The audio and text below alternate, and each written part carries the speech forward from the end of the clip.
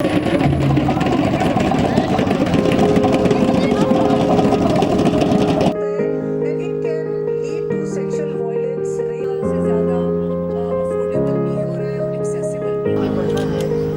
سے کہا individual level پہ تو بہت کام کر رہے ہیں، لیکن کلیکٹیو ایفرٹ کے لیے ہمیں یہ آج جو ہم بلوچستان آئے ہیں، یہ 16 days of activism against gender based violence کی کیمپین ہے، جس کے سلسلے کا ایونٹ ہے۔ اس سال کا تھیم جو ہے وہ ہے to unite to and digital violence against all women and girls.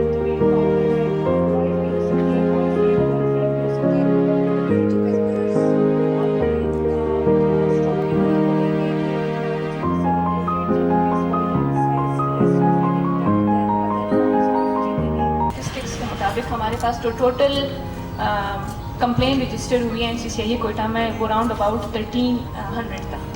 اس 1300 میں سے ہمارے پاس صرف 10% جو ہے وہ ویمن ہیراسمنٹ سے ریلیٹڈ تھا۔ باقی جو ہمارے پاس جو باقی تھا وہ موسٹ آف دی کرائمس وہ ہے فائنینشیل فراڈ کا تھا۔ اب اس 10% میں سے بھی ہمارے پاس جو خواتین نے جو پرسو کیے ہیں اپنے میٹرز وہ صرف 5% تھا۔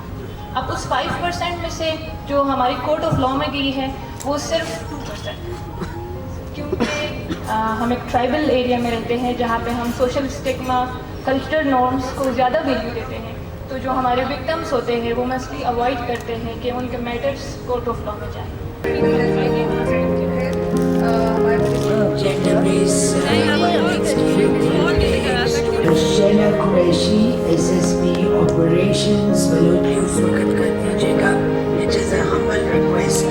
آج کا آپ کو پتہ ہے کہ AI کا دور ہے اور ڈیجیٹل وائلنس بہت بڑھ گیا ہے، ہماری سوچ سے بھی زیادہ۔